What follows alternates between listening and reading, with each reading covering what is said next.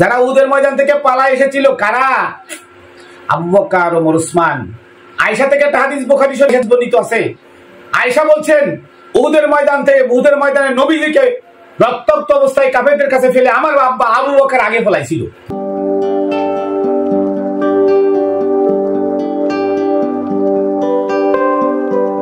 বিসমিল্লাহির রহমানির রহিম।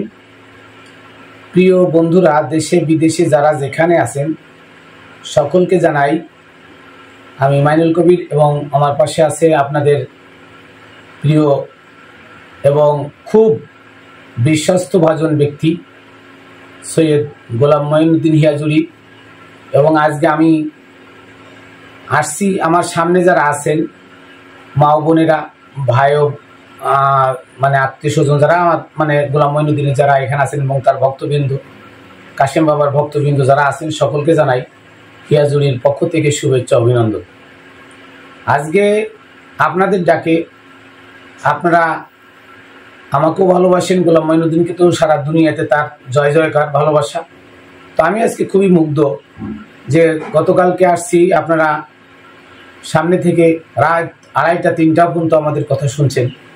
অনেকে বললেন না, আপনি বললেন যে আমি সরমুনার ভক্ত ছিলাম, তো আপনাদের কথা টিভিতে শুনে এই কোরআন দিয়ে এই কথাগুলো শুনে পরে আমার মেয়ে মারছে, পরে তার কাছে শুনলাম যে না আমি যেটা বলছি এটাই ঠিক।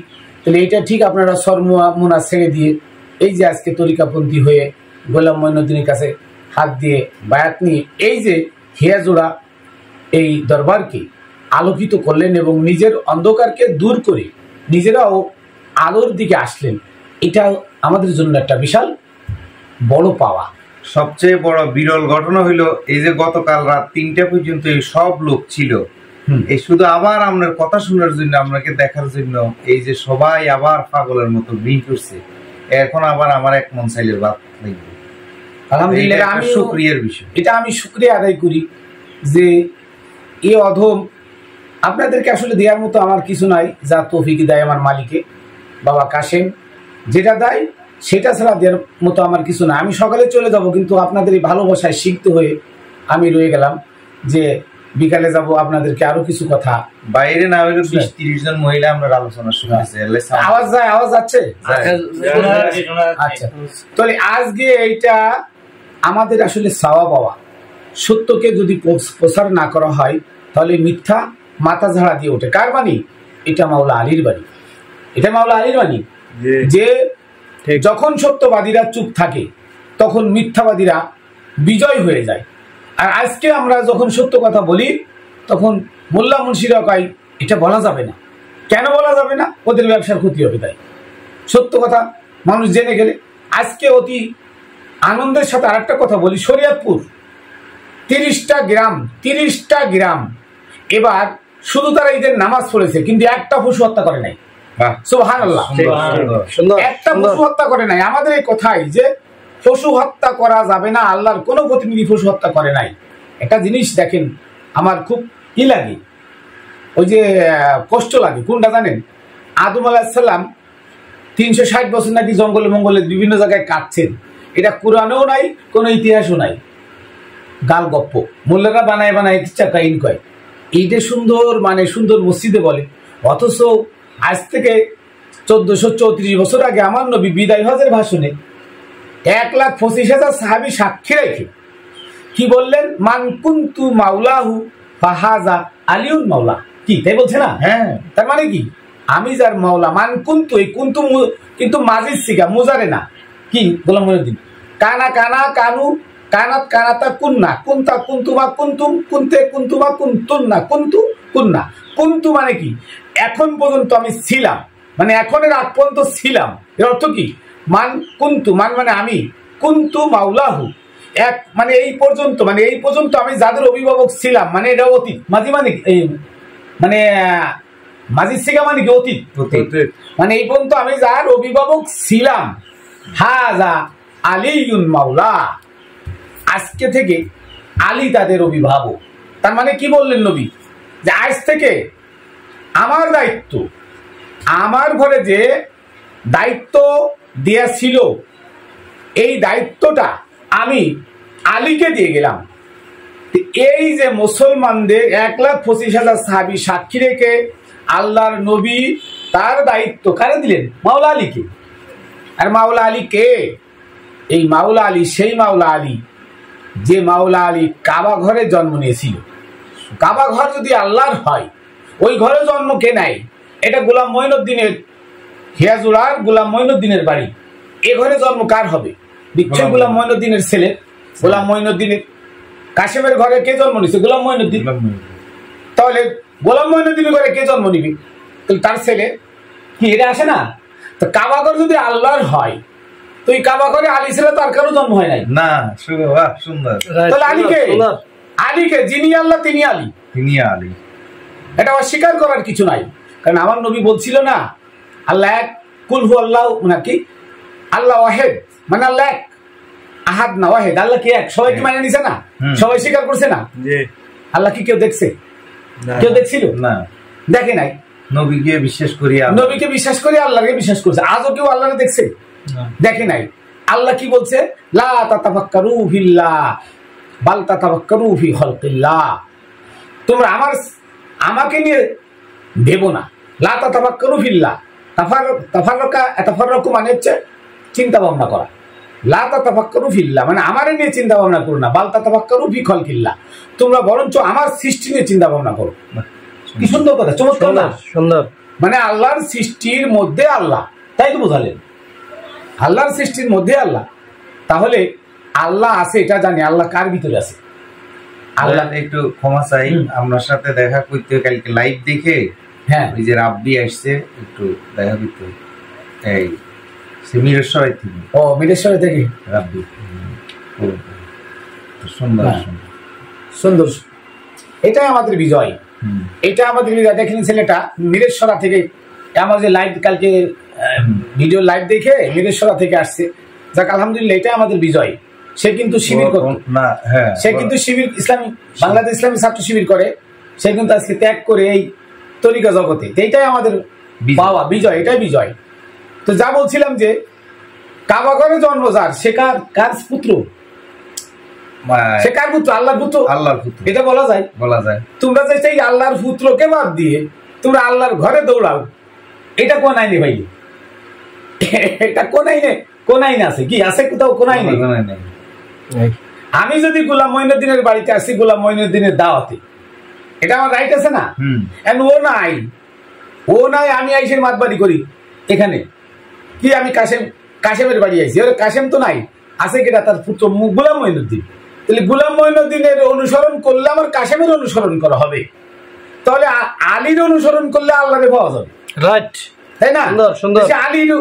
আলীরে বাদ দিয়ে কাবা করে যায় তপ করে তোমরা জান্নাত কেন? জান্নাতের মালিক বসে রয়েছে ঘরের ভিতরে, তারে তুই ওই জান্নাতের মালিক কেন যে কাবা করে যায়? হইলো? হবে না, হবে না।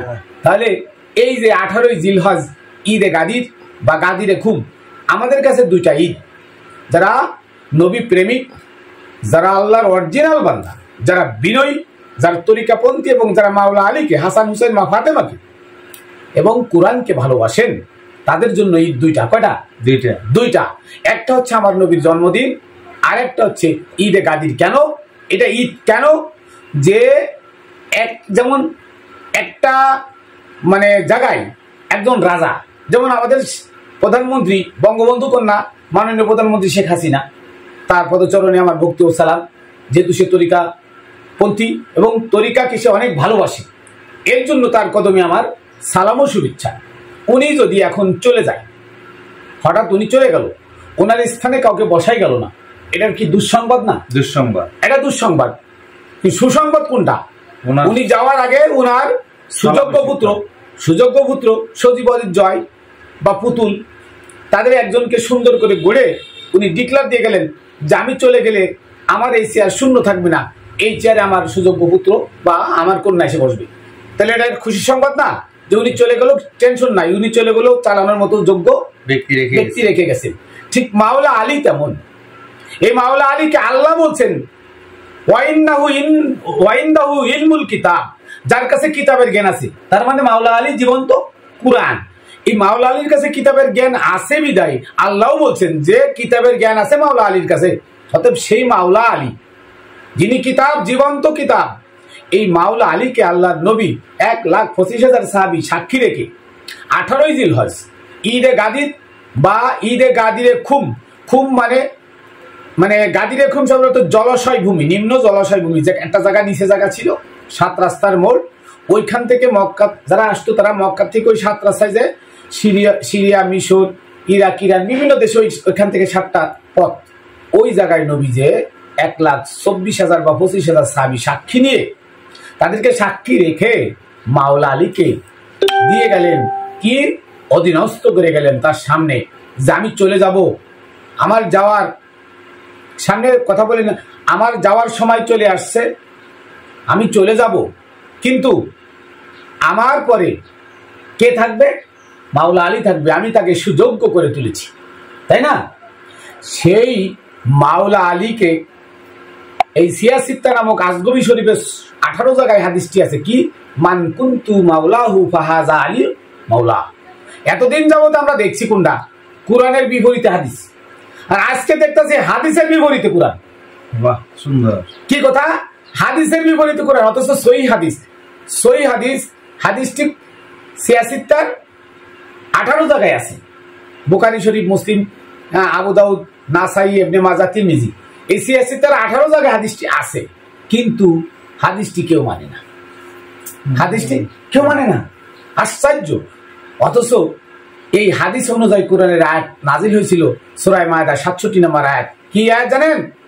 আয়াতটি হচ্ছে ইয়া আইয়ুহা রাসূল বাল্লিগ মা উনজিলা ইলাইকা মির রাব্বিক, হে রাসূল আপনি প্রচার করুন যা আপনার রবের পক্ষ থেকে প্রচার করতে বলা হয়েছে। বাহ, সুন্দর। কি কথা বলা হয়েছে? সেটা কি ছিল?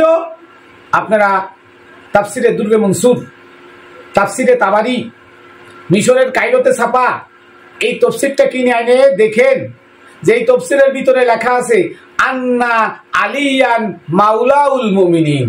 আয়াতের মধ্যে কি ছিল? আন্না আলিয়ান মাওলাউল মুমিনিন, আলী হচ্ছে মুমিনদের অভিভাবক।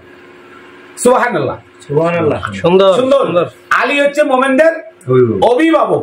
চমৎকার ভাবে আল্লাহ নবী বলে গেলেন, কারে? 1,24,000 সাহাবী সাক্ষী রেখে, অথচ সেইটা ইতিহাসের পাতায় আপনারা উঠান নাই, উঠাইছেন আদম আলাইহিস সালাম বন জঙ্গলে 350 বছর কাইদে বেড়াইছে, তারপরে তার আল্লাহ তার তওবা গ্রহণ করছে।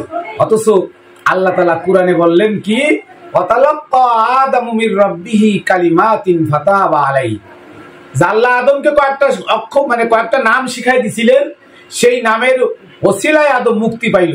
আদম তো জান্নাত থেকে হাওয়াকে নিয়ে নামছে নিচে মুক্তি নিয়ে।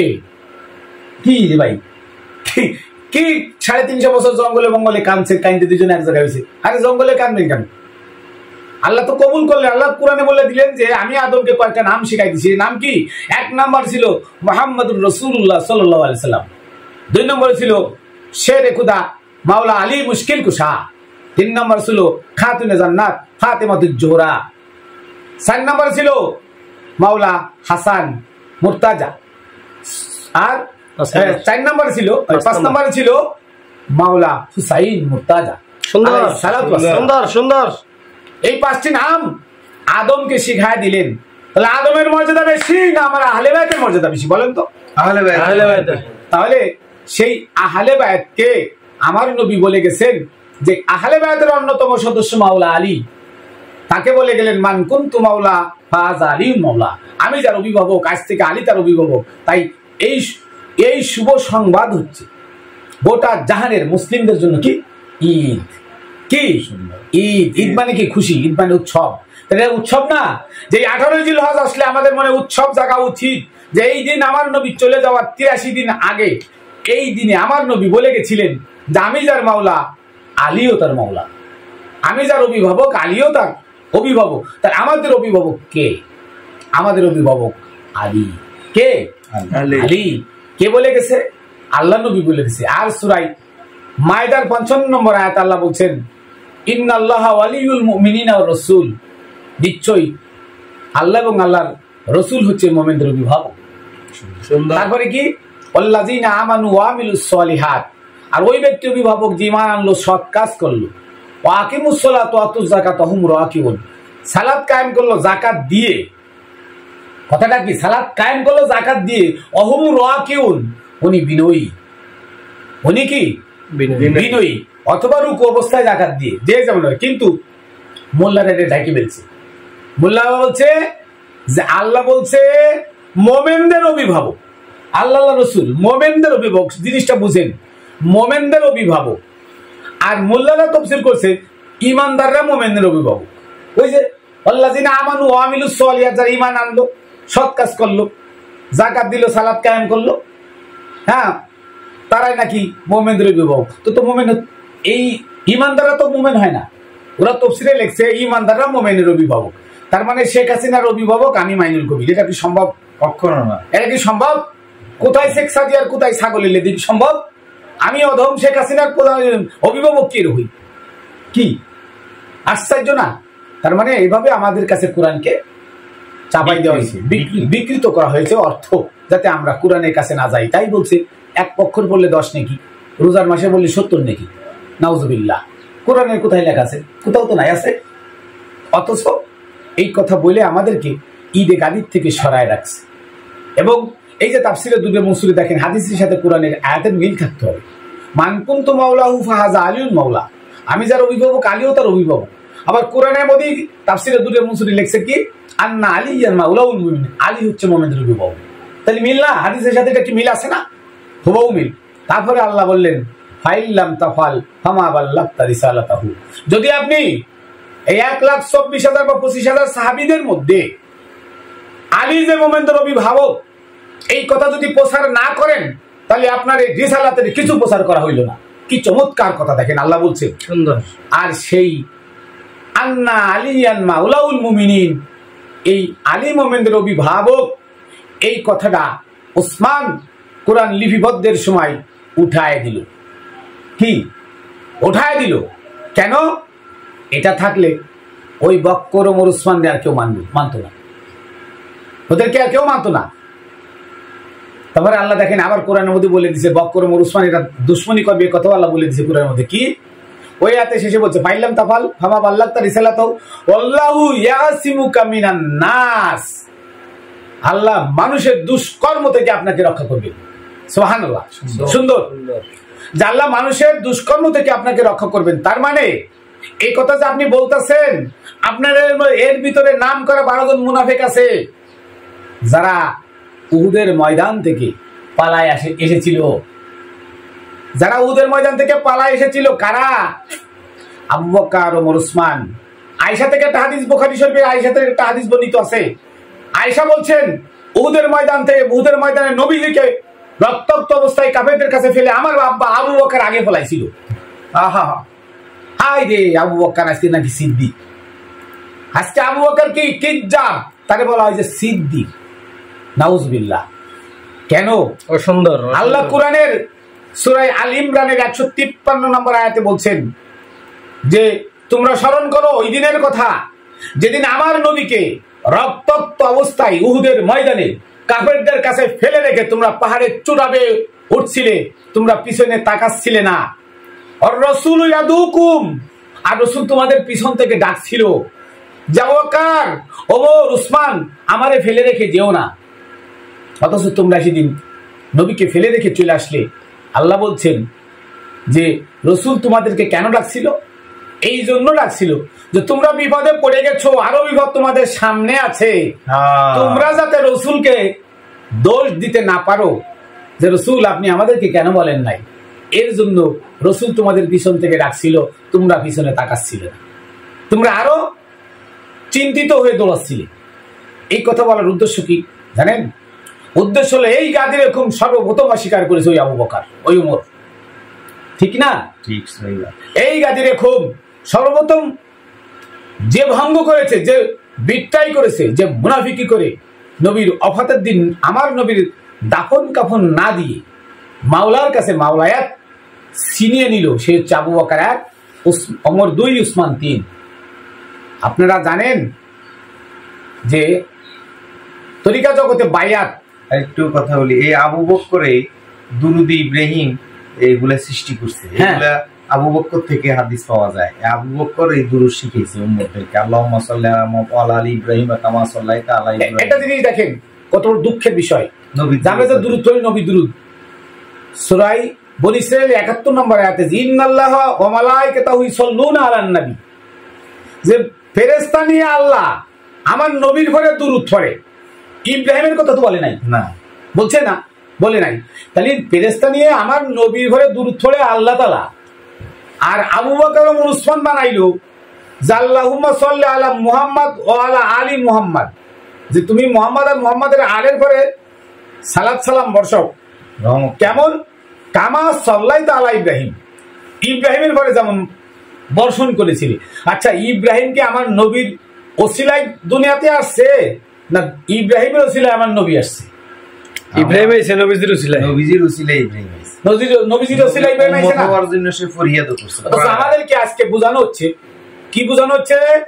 যে নবীর পরে আল্লাহর রহমত নাজিল হোক ইব্রাহিমের পরে যেমন হয়েছিল, তার মানে ইব্রাহিমের ওসিলায় মনে হয় নবী আসছে। নাউজুবিল্লাহ।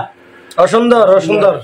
ইব্রাহিমের ওসিলায় কি নবী আসছে না? নবীর ওসিলায় ইব্রাহিম আসছে, রাসূলের ওসিলায় ইব্রাহিম, রাসূলের ওসিলায় গোটা দুনিয়া সৃষ্টি হয়েছে। আবার ইব্রাহিমের দোহাই দিয়া নবীর বংশের উপরে দোয়া করে আবু বকর, তাইলে তারা জাহান্নামে আছে। এখন দেখেন, এই যে আবু বকর ওমর উসমান, আপনারা সিদ্দিক আকবর কন, আমিরুল মুমিনিন কন, জিন্নুরাইন উসমান দিয়ে কন, আবার নবীর কন মাটির তৈরি। উসমান বিয়ে করেছে খাদিজাতুল কুবরার বড় বোনের 2 মেয়ে, উতবার সাইবার বউ, সেই মেয়ে বিয়ে করে জিন্নুরাইন হয়ে গেছে। আর আমার নবীর কন আনা বাশারুন মিসলুকুম, আমি তোমাদের মতো মাটির মানুষ। নাউজুবিল্লাহ। আমাদের ঠিক এই কেন জানেন? এই আবু বকর, এই ওমর উসমান, তারা ছিল মুনাফিক। যদি বলেন কেন, তাহলে আমি বুঝাই দিই। আমি যদি গোলাম মঈনুদ্দিনের কাছে বায়াত গ্রহণ করি, বায়াত মানে কি? বায়াত আরবি শব্দ, বাংলা কি জানেন? বিক্রয় হওয়া, বিক্রয় হওয়া। তা আমি যদি গোলাম মঈনুদ্দিনের কাছে বিক্রয় হয়ে যাই, জি মুনাফিকটা বুঝতে চাই, মানে মুনাফিক সারা জন্ম আমরা শুনেছি নবীজির সাহাবা অরিজিনাল খাঁটি লোক ছিল, তারা মুনাফিকটা কিভাবে হলো এইটাই বলতাছি। যে আমি গোলাম মঈনুদ্দিনের কাছে আত্মসমর্পণ করলাম, বায়াত গ্রহণ করলাম। বায়াত গ্রহণ করা মানে আত্মসমর্পণ করা, আমার আমিত্বকে তার পদচরণে বিসর্জন দেওয়া। যে আমি আজ থেকে গোলাম মঈনুদ্দিনের কাছে বায়াত হইলাম, মানে আমার যা কিছু আছে, জান মাল, আমার এহকাল পরকাল সবকিছু কুরবানি করে দিলাম তার পদচরণে। সে যেমনি সালাবে আমি চলবো, এটাই না বায়াতের অর্থ নাকি? তাহলে নবীর কাছে এ আবু বকর জিনা করতো, মদ খাইতো, ব্যভিচারী করতো, ওমর সন্ত্রাস ছিল, হ্যাঁ, জীবন্ত বহুত মেয়ে কবর দিছে ওমরের, এরকম বহুত নজির আছে। তাহলে সেই ওমর নবীর কাছে সত্য দেখে নবীর সত্য গ্রহণ করলো, আবু বকরও গ্রহণ করলো। কি? যে আমরা আমাদের জান মাল ইজ্জত আবরু যা কিছু আছে সবকিছু নবীর পদচরণে আমরা দিয়ে বায়াত হলাম, মুসলমান হলাম। যেটা বায়াত হওয়ার পরে কি মুসলমান হয়, আত্মসমর্পণকারী। মুসলমান শব্দের তো আত্মসমর্পণকারী। এখন নবী বলছেন আলাস্তু বি আউলা মিন আনফুসিকুম, হে আমার ভাইরা, হে আমার সাথীরা, হে আমার সঙ্গীরা, তোমাদের জীবনের থেকে কি আমি তোমাদের কাছে বেশি প্রিয় নই? আলাস্তু বি আউলা মিন আনফুসিকুম, তোমাদের জীবনের থেকে বেশি প্রিয় আমি তোমাদের কাছে নই। তার মানে কি? এর মানে হচ্ছে আল্লাহ নবী বলছেন যারা আমার কাছে বায়াত গ্রহণ করেছো তাদের জীবনের থেকে আমি নবী আমাকে যদি বেশি প্রাধান্য দিতে পারো, তাহলে তুমি মুনাফিক, তুমি কাফের। কি এটা বোঝা যায় না? তাহলে এই আবু বকর ওমর উসমান উহুদের ময়দানে আমার নবীকে রক্তাক্ত অবস্থায় যখন ফেলে পালাই চলে আসলো, তাদের যে দেওয়া বায়াত নবীর সাথে ছিল, সে বায়াত ভঙ্গ হয়েছে কিনা? হয়েছে, ভঙ্গ হয়েছে। লাইন কাটা, লাইন কাটা না? জি, লাইন কাটা। তা যখন বায়াত ভঙ্গ হইল, তো ভঙ্গ হইলে সে তো অরিজিনাল ফতভ্রষ্ট হয়ে গেল না? সে কি অরিজিনাল ফতভ্রষ্ট হয়ে গেল না? তা ফতভ্রষ্ট যে হয়, যে সত্য থেকে বিচ্যুত হয়ে যায়, সে কি আর ইমানদার থাকে? কখনো না। তাহলে সে কি মুনাফিক? মুনাফিক কাফের মানে অস্বীকার করা। সে তো অস্বীকার করতো, সে স্বীকার করে নিল, নিয়ে সেই স্বীকারকে আবার ভঙ্গ করলো, তাহলে সে কি মুনাফিক? মুনাফিক। সে কি মুনাফিক? Right right. তাহলে আবু বকর ওমর উসমান কি ইমানদার? এই আয়াত দ্বারা, এই আয়াত দ্বারা প্রমাণ। দেখেন এরপরে সূরা আল ইমরানের 122 নম্বর আয়াত আল্লাহ বলছেন, যখন তোমরা উহুদের ময়দান থেকে 2 দল পালানোর চেষ্টা করছিলে, তখন আল্লাহ বলছিল যে আল্লাহ এবং রসুল এবং মাওলা আলী তোমাদের অভিভাবক। তার মানে কি? আর যারা মোমেন তারা আল্লাহর উপরে তাওয়াক্কুল করে থাকে, তারা নবীরে থুয়ে ফালায় না। ইয়াতে মানে বললো কি, আল্লাহ বুঝাই দিলেন স্পষ্ট, যারা মোমেন তারা নবীকে থুয়ে পালায় না, তারা আল্লাহর উপরে তাওয়াক্কুল করে থাকে, তারা পালাতে পারে না। তারা আবু বকর ওমর উসমান কি মোমেন? এই কোরআনের আয়াত দ্বারা কি প্রমাণ? তারা মুনাফিক। যারা উহুদের নবীকে বিপদে ফেলাই দিয়ে পালাই গেল, তারা কখনো ইমানদার হতে পারে না, পারে না, পারে না। তাহলে কোরআন মিথ্যা। আপনারা কি আবু বকর ওমরকে ভালোবাসেন নাকি আল্লাহর নবীকে ভালোবাসেন? আল্লাহর নবীকে। আপনারা কি কোরআন মানেন না বহুমুল্লাহর কথা মানেন? কোরআন মানে। তাহলে কোরআন মানলে কোরআনের 100 আল ইমরানের 122 নম্বর আয়াত পড়েন, আমার কথা না, 122 নম্বর আয়াত পড়েন। আল্লাহ বলছে যখন তোমরা দুই গ্রুপ কয় গ্রুপ? উহুদের ময়দানে 3 গ্রুপ হয়েছিল, এক গ্রুপ নবীর পক্ষে আর 2 গ্রুপ পালানোর পক্ষে। এই 2 গ্রুপ 2 দল যখন পালানোর চেষ্টা করছিল, তখন আল্লাহ বলছিল যে আল্লাহ এবং রসুল এবং মাওলা আলী তোমাদের অভিভাবক। যারা আল্লাহকে এবং রসুলকে অভিভাবক মানে, তারা তো অভিভাবককে ফেলাইতে পিছনতে ফেলাইতে পারে না। যুদ্ধের ময়দান থেকে যারা রক্তাক্ত অবস্থায় নবীকে ফেলাইলো, আল্লাহ বলেন আমি মোমেনদের বলে দিছি যে তোমরা আল্লাহর উপরে তাওয়াক্কুল করো। মোমেন যারা আল্লাহর উপরে তাওয়াক্কুল করতো, তাহলে মোমেন যারা, তারা ওখানে মাওলা আলীর সঙ্গে নবীকে বাঁচাইছে, তারা মোমেন। আর যারা ছিল না তারা কি? মুনাফিক। তাহলে ভাইসে মুনাফিকের ব্যাখ্যাটা হয়েছে, আমার কথা না। এরপরে দেখেন, তাহলে আবু বকর রসুলকে ফালাই দেয় বসছে। হ্যাঁ, তাহলে সে তো জানোয়ারের কাম করছে। এটাই তো বিপদে ফেলাই হাদিস আসছে যে বিপদে যিনি তোমার পাশে থাকবা, আল্লাহর নবী সহিহ সিক্তার হাদিসে বলছে সেই লোক প্রকৃত বন্ধু। হ্যাঁ, তাহলে আজকে সেই আবু বকর ওমর উসমান তারা আজকে ইসলামের বড় হাতিয়ার হয় কি করে? হয় না। কি করে হয়? ধ্বংস। এরপরে আসেন উহুদের ময়দানের যুদ্ধ শেষে যখন ও আবার আসেন আল ইমরানের 123 নম্বর আয়াত আল্লাহ বলছেন যে আমি তোমাদেরকে বদরের যুদ্ধে কি সাহায্য করি নাই? আল্লাহ বলছেন আমি তোমাদেরকে বদরের যুদ্ধে কি সাহায্য করি নাই? যেখানে সামান্য 313 জন নিয়ে 1000 মানুষের সামনে তোমরা কি করেছিলে? যুদ্ধ করেছিলে। তোমরা নগণ্য ছিলে, অতি নগণ্য ছিলে। আমি আল্লাহ সাহায্য করেছি তোমাদেরকে, তারপরে তোমাদের বিজয় করেছি। ফলে দেখেন আপনারা, কোরআনের কথা, আমি মাইনুল কবিরের কথা না, গোলাম মঈনুদ্দিনের কথা না, কোরআনের কথা। অথচ আজকে আমরা কি? আমরা সেই আবু বকর ওমর উসমানকে নিয়ে এত ব্যস্ত, মাওলা আলীকে মানি না, আহলে বায়াতকে মানি না, কোরআনও মানি না। আজকে আবু বকর এই কইছে, ওমর এই কইছে, উসমান এই কইছে, মুয়াবিয়া এই কইছে। আজকে আবু বকর উসমান ওমর এরা মুয়াবিয়ারে বানাইছে, আর সেই আবু বকর ওমর উসমানের বানানো মুয়াবিয়া সে বলে আমিরুল মুমিনিন হয়ে গেছে, আমিরে মুয়াবিয়া হয়ে গেছে। আবার মুয়াবিয়ার ছেলে এজিদ, এই আহমদুল্লাহ মাদানী, হ্যাঁ যা আছে মাদানী মুদানী আহলে হাদিস মাদিস, এরা সব মিলে এজিদ রহমতুল্লাহ আলাইহি ভাই। নাউজুবিল্লাহ। এবার আসেন সুন্দর, এবার মুনাফিকের আরেকটা ঈদি। এবার আসেন সিয়াসিত্তার মধ্যে 19 জায়গায় আছে একটা হাদিস। কি হাদিস?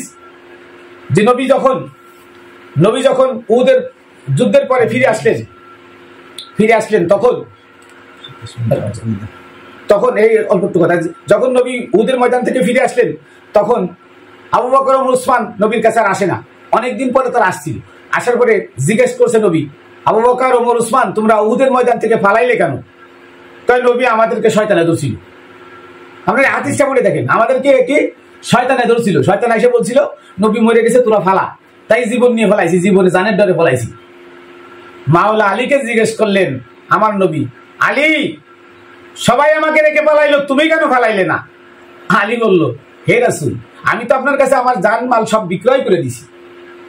আমি যদি আপনাকে তুই ফালাই, আমি তো কাফের হয়ে যেতাম, মুনাফিক। কত বড় কথা আলীর, কত বড় কথা। আমি যদি পালাইতাম কাফের হয়ে যেতাম। এই একটা হাদিসই আবু বকর ওমর উসমানকে কাফের বানানো যথেষ্ট, আর লাগে না। রাইট কি ঠিক না? রাইট। কারণ মাওলা আলী যখন বললেন আমি ফালাইলে কাফের হইতাম, তাহলে আবু বকর ওমর উসমান কাফের। এই একটা হাদিসের এবং কোরআনের ওই আল ইমরানের 123 নম্বর আয়াত, আল ইমরানের 153 নম্বর আয়াত আপনারা পড়েন। এই দুইটা আয়াতে আবু বকর ওমর উসমান কাফের মুনাফিক। তারা কখনো নাজাতি নয়। তো আমি ঈদে গাদির নিয়ে আজকে এই কথা বললাম। মুসলমানদের দুইটা ঈদ, একটা ঈদে গাদির 18 জিলহজ, আর একটা আমার নবীর জন্মদিন। এবং এটা সূরা মারিয়ামের 33 নম্বর আয়াত আর বনী ইসরাঈলের 78 নম্বর আয়াত।